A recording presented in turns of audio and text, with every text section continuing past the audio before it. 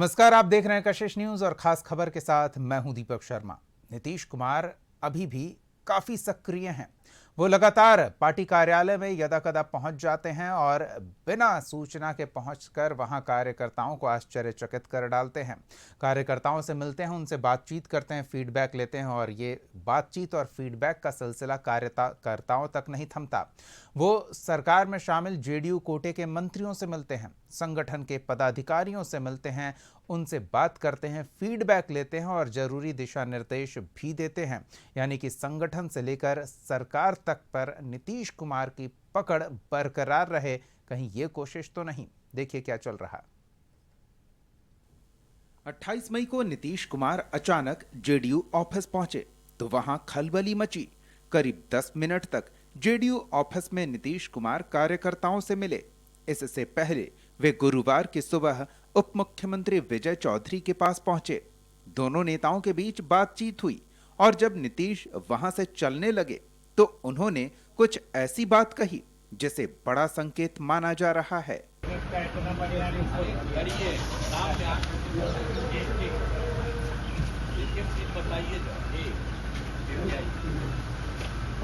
एक एक चीज बताइए। मतलब साफ है कि नीतीश कुमार को विजय चौधरी से पूरी जानकारी चाहिए, सरकार की योजनाओं का फीडबैक चाहिए। संकेत ये दिया गया कि हर चीज की मॉनिटरिंग हो रही है। बात सिर्फ विजय चौधरी के घर पहुंचने तक ही सीमित नहीं है।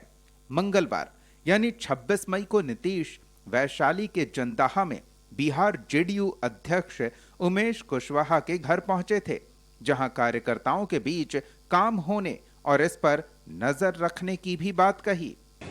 हम मिल करके काफी अच्छे ढंग से सब जगह काम हो रहा है पूरे बिहार में। देखे ना कितना जगह चारों तरफ काम करवाया। अब इस बात तो हम छोड़ दिए हैं, लेकिन फिर भी सभी लोगों को हम इसलिए लगाए हुए हैं कि एक एक तरफ से चारों तरफ रखिए। हम महिलाओं के लिए कितना किए। नीतीश कुमार जेडीयू सांसद देवेश चंद्र ठाकुर के घर भी पहुंचे थे, जहां पार्टी कार्यकर्ताओं के साथ संगठन की वर्तमान स्थिति और बिहार के विकास कार्यों को लेकर विस्तृत चर्चा की।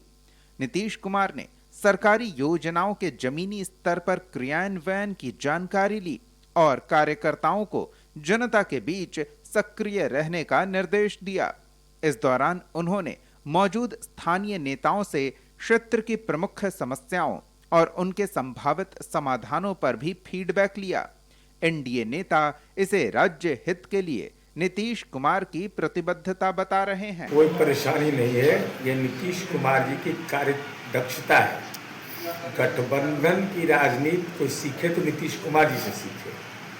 तो नीतीश कुमार जी का है कि जनता के लिए जो समर्पित कार्यक्रम है, जो हमारा CCC है, 7 निश्चय 3 है, उसमें तो कहीं कोई परेशानी नहीं आ रही है। और कार्यकर्ताओं को संबोधित करना ये बड़ा महत्वपूर्ण है कि काम पर नजर रखिए।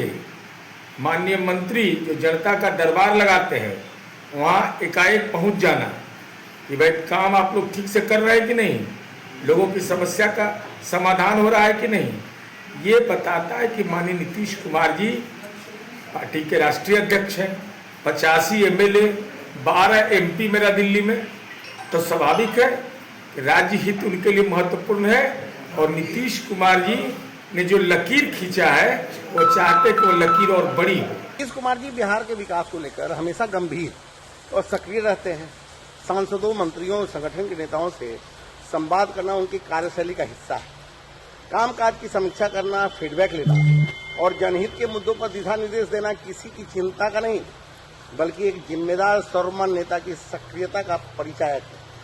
एनडीए पूरी तरह एकजुट है और बिहार के विकास के लिए समन्वय के साथ काम कर रहा है। हालांकि विपक्ष इसमें दूसरा एंगल ढूंढ रहा है और एनडीए गठबंधन में सब कुछ ठीक नहीं होने की आशंका जता रहा है। नीतीश कुमार जी बिहार के मुख्यमंत्री नहीं हैं, लेकिन वो चाहते हैं कि एनडीए सरकार जो चल रही है उस पर उनकी पकड़ बनी रहे। उसके संबंध में वो जानकारी प्राप्त करते रहते हैं अपने मंत्रियों से, लेकिन अफसोस की बात है कि मंत्री उनको उस तरह की बातें नहीं बताते हैं जो नीतीश जी चाहते हैं। आज बिहार के डिप्टी सीएम विजय चौधरी जी ने नीतीश जी को कहा कि सरकार अच्छे से चल रही है और सब कुछ अच्छा चल रहा है। तो नीतीश जी ने कहा कि शाम में आइए, सारी बातें बताइए। नीतीश जी अपनी पार्टी पर और बिहार सरकार पर अपनी पकड़ बनाए रखने के लिए सारी जानकारी रखना चाहते हैं। लोगों को अच्छी तरह से याद होगा कि जीतन राम मांझी जी को किस तरीके से मुख्यमंत्री की कुर्सी से हटाया गया। जिस तरीके से उन्हें मुख्यमंत्री की कुर्सी से हटाया गया वो स्पष्ट करता है कि जैसे धक्का दे के बाहर निकाल दिया गया हो। नीतीश कुमार जी यूं ही किसी को सत्ता नहीं सौंप देंगे, और उन्होंने अगर किसी को सत्ता सौंप दी है तो सिर्फ उनका सरेंडर नहीं है, ये कुछ और भी है। इसलिए आने वाले दिन सम्राट सरकार के लिए मुश्किल भरे हो सकते हैं। नीतीश कुमार जैसी शख्सियत का पार्टी नेताओं के घर जाना सिर्फ शिष्टाचार मुलाकात नहीं माना जा सकता। इसे संगठन, सरकार और नेताओं की सक्रियता को परखने, वहीं डिप्टी सीएम से काम के बारे में पूछताछ, सरकार के कामकाज पर नजर रखना माना जा रहा है। कशिश न्यूज के लिए संजय कुमार की रिपोर्ट।